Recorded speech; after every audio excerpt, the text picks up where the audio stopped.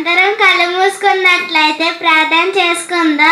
ప్రియా పల్లకొందును మా కన్న తండ్రి, పాఠం చెప్పే నాకు మంచి జ్ఞానం ఇవ్వండి తండ్రి. వినేవారికి గ్రహించుకునే మంచి మనసు ఇమ్మని క్రీస్తు నామాన్ని ఈ చిన్న ప్రార్థన వేడుకుంటున్నాం మా పరమ తండ్రి. ఆమె. నా పేరు చావా సాత్విక. నేను 4వ తరగతి చదువుతున్నాను. ఈరోజు నేను చెప్పబోయే పాఠం పేరు అబ్రహాము గురించి. విశ్వాసులకు తండ్రి, దేవుని స్నేహితుడు, దేవుణ్ణి నమ్మినవాడు, పరదేశంలో నెమ్మది పొందుచున్నవాడు, 175 సంవత్సరాలు బ్రతికినవాడు.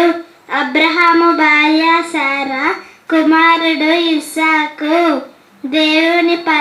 దేవుని పరిశోధనలో గెలిచినవాడు.